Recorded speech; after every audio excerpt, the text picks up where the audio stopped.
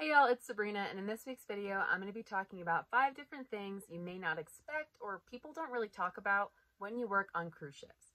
Now, this video is specifically aimed at those of you who are looking into working on ships, or for those of you about to go on your first contract. Now, the point of this video is not to overwhelm you or sound negative. The things I'm going to talk about, it kind of just is what it is when you work on ships. It's the reality of the situation. However, when you first get on a ship, it can be overwhelming, and there's a lot that you didn't expect or you didn't really read about. So the idea is to kind of give you that information to help set you up for success. Now, of course, the disclaimer is depending on how your company runs it, the ship you're on, and depending on how your manager runs things, these things may be different. As always, there are timestamps in the description down below. So without further ado, let's get started.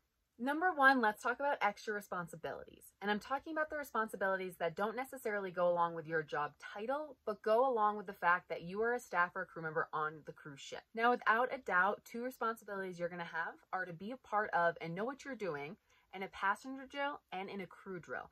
So the safety drills, if you've ever been on a cruise ship before, they gather up all the passengers, they let you know where you need to go, a crew member comes, shows you how to put on the life jacket, and they read all those safety rules. As a crew member, you're going to be facilitating that in one way or another. Then, as a crew member, you also have crew drills themselves. It's a little bit like the passenger drills, but without the passengers there. Those are things that you are going to be trained on, but you do have to be a part of, even if it is your day off. Since my role on the ship was a staff position and it was guest-facing, I was often put in other jobs, I guess you could say, that I wasn't expecting that was also guest-facing. So when the guests or the passengers came on board, we had a welcome aboard ceremony. I was a part of that, or someone from our team was a part of that, and someone from different teams around the ship, they'd send 1 or 2 people each week to be a part of that welcome aboard celebration. Or we were tapped to be the greeters in the gangway, not just when guests got on board, but when guests were coming back on board from a long day at sea, or maybe waving them off and wishing them a good day.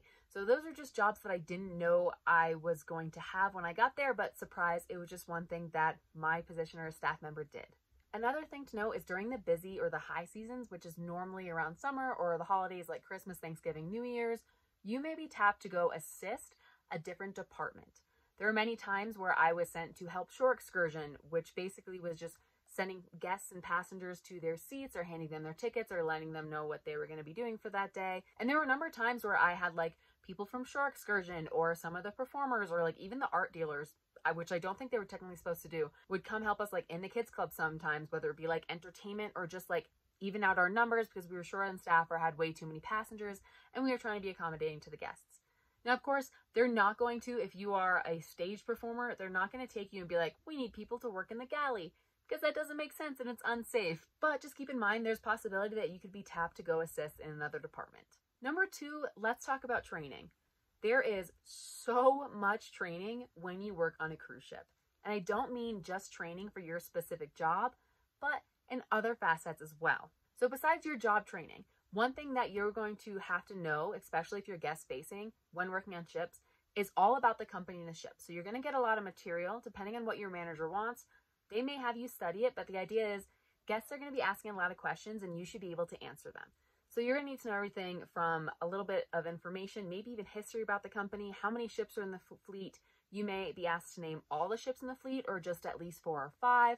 All the information in regards to the company and how they work. You're also going to need to know the ship that you're on, what the dining times are, what the restaurants are, how to get around the ship. And here's the thing, when you first get on the ship and you learn all this stuff, it feels super overwhelming. But you are going to learn in time, and eventually you're going to get to the point where you don't remember when you didn't know this stuff. You're going to get comfortable with the ship, you're going to learn all these things, and honestly, you're going to be answering the same questions over and over and over for different guests each day that you're just going to end up memorizing and knowing it. Now that you'll be trained on, or you'll train yourself and study and learn as you go. Now, the main safety course that you're going to take when you're on the ship, and honestly, for the life of me, I can't remember what the safety training or the certification is called, but it's going to take place when you first arrive on the ship. And while you're working or training for your job, you're also going to be doing this as well. And this may take 1 to possibly 3 months, depending on how your schedule is set up. Now, this is the big training where you learn everything from all the safety elements of your ship, how to work a fire extinguisher, what the lifeboats have in them, first aid, CPR, how to survive at sea if, for God forbid, you needed to actually use those lifeboats, and even a little bit of firefighter training, which was really cool. All crew members on board need to go through this training, and it's super helpful, even if you don't use it, and I honestly hope you never have to use it, but It does take a while to go through. You do take tests in order to pass the certification course. However, they'll retrain you and allow you to make it up if for some reason you do fail. But pay attention and study. Like I said, it's good stuff to know anyway. Honestly, in my opinion, the hardest part about this training is because you're brand new and excited to be on the ship and you have to go to this training. Like, you don't have a choice. It's mandatory. You need to do it. You aren't able to get off the ship for a lot of the time, which can be very frustrating, especially if you're at cool ports and you're just like jazzed because you have big eyes and you're new to the ship. Now, besides this giant training, there are still so many trainings that just pop up. These trainings could be any safety trainings, refresher trainings, new information about the company or the ship. They pop up like crazy. Now, I've had managers who are really good at scheduling them, or whoever's in charge of the safety stuff, scheduling them in advance, where I knew, hey, in 2 days you're going to have this training, be prepared. But I've also had managers call me at 6 a.m. on my day off and say, hey, by the way, you have to be at a training in 20 minutes. And you just kind of have to go. The trainings themselves really aren't too bad. The most frustrating part about it is it does take up your time. If you have a day off, you do have to go to them. But the biggest tip I can say when it comes to training, make sure you put your name down on the sign-in sheet of paper. If you show up to a training and forget to sign in, they are going to assume you did not go. They may not take your word for it or check in with you, but they may put your name on the list to do it again. And next week you have to go to the training again. So please make sure you sign in, put your name on that paper, prove that you were actually there. But yes, in general, there are lots and lots of trainings when you work on a cruise ship. They're not always fun. A lot of them are very important, but just go to them. You'll have time to get off the ship later on. Number 3, let's talk about getting off at port. Everything I'm about to say for this point completely depends on the ship, the company, and the port of call. So I'm only going based off my experience. When I first started working on ships, and possibly some of you guys might be in the same boat as well, I had never been on a cruise before, so I didn't really know what to expect. I assumed that the ship kind of just sailed right up and you got off at port. That's not always the case. Depending on where you're docked or what your port of call is, there are different ways to go about getting off the ship. It's not just walking off the ship. Some days, it may be so busy or so difficult or frustrating to get off the ship that you might opt to sleep in anyway. Now, getting off the ship can be that easy. Maybe you're just walking off. Some things that you may want to keep in mind. Depending on your ship, you may have a crew-only gangway or a passenger-only gangway. And if you try to get on that passenger guest gangway, they're going to point you to the crew gangway.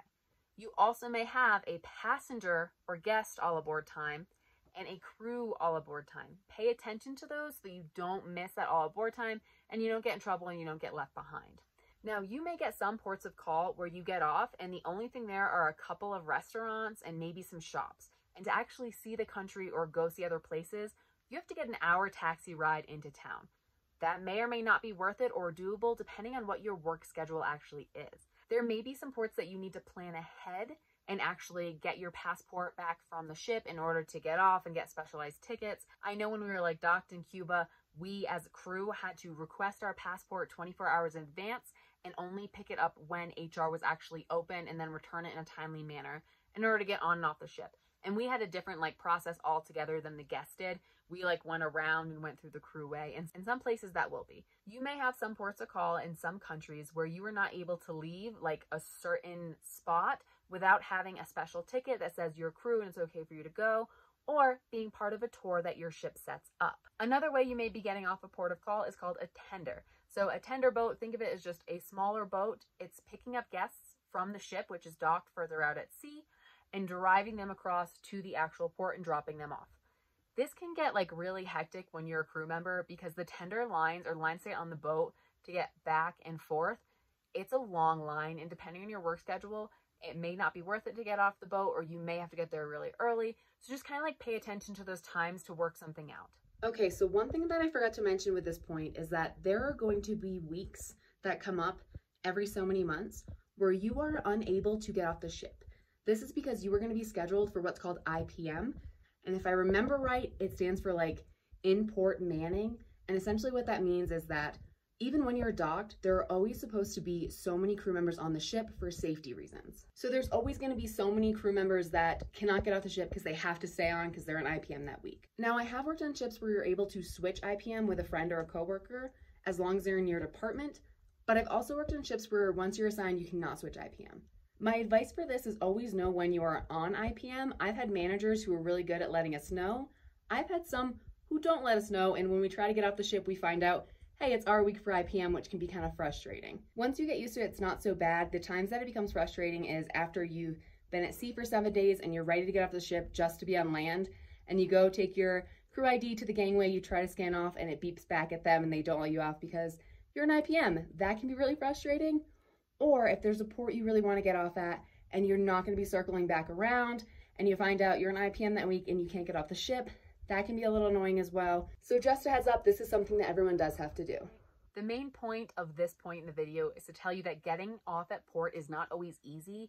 And if you were only going to like Russia 3 times while you're there, or you really want to go do a tour in Canada and you're only there for a few days, plan ahead so that you can be able to figure out what you need to do to get off at that port, see what you want to see, do what you want to do, have a good experience, and get back to the ship so that you're not late for work or you just don't miss your ship in general. Number 4, let's talk sea days. Now, sea days as a crew member can be very, very rough. And if you're like me and you didn't ever go on a cruise before you started working on ships, you have no idea what sea days are. So essentially, sea days are a day that the ship is at sea for the entire day. Now, these are actually built into cruises and itineraries for a specific reason.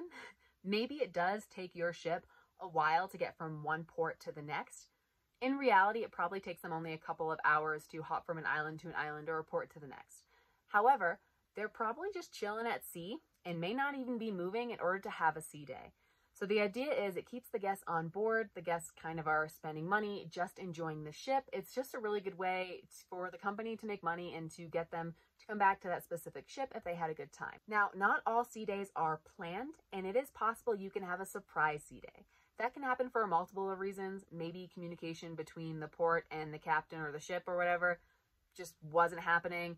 Maybe they were late and they can no longer dock now because there's only certain times that they can dock. Or maybe the weather is just awful and it's too dangerous for you to go and dock. So, surprise sea day. And that surprise could happen the night before, or more likely, you wake up to the captain over the loudspeaker or your manager calling you saying, hey, plans changed. Be at your workstation in an hour. In general, sea days can be pretty exhausting and draining. There's really not time to do anything besides kind of eat in between your shifts. You're pretty much working all day. In my department, everybody was on. We'd close for an hour for lunch, open again for the afternoon, close for an hour for dinner, open again for the evening, and like work till 10 or 11 or whenever when we were open till. And that hour in between for meals, we would pretty much run from one side of the ship where we were working to the crew mess, eat, take 20 minutes to gather our thoughts, and then run back and work again. So it's a lot of work. It can get exhausting. Just something to be prepared for and something for you to know. Especially if you're someone who did not know, but when you do work on a cruise ship, you don't really get days off. You have times off or shifts off. You pretty much work 7 days a week. Number 5, let's talk about sleep schedule.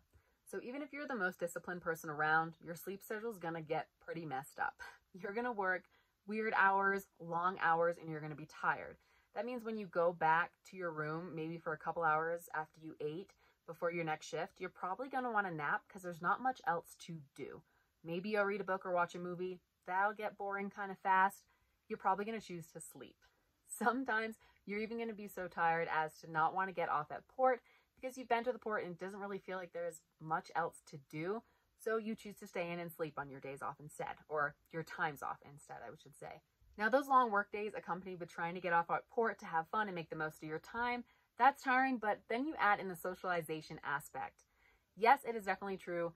When you were a crew member, partying is a very big thing. After work in the off hours, when everyone's kind of done for the day, but you want to hang out with your friends, you're probably going to grab a drink in the crew bar. Sometimes, and probably more often than not, you'll find that you stay to the crew bar till 2 a.m. Or maybe you're in a friend's cabin till like 2 or 4 a.m. Essentially, you're up, you're socializing, you're having a good time, you're dancing. It's great, but again, it makes you more exhausted and your sleep schedule is absolutely everywhere. So it's definitely something to note. Be prepared for it. Do what you need to do to keep yourself healthy and well rested. So those are my 5 main points for today. Obviously, that's not everything. There are probably more surprises along the way. But if you are looking into working on ships or about to go on your first contract, I hope that's helped in some way. And if you're someone who works on ships or has in the past and you agree or disagree or have something to add, please feel free to put it down in the comments below. Until next time, I hope this helps.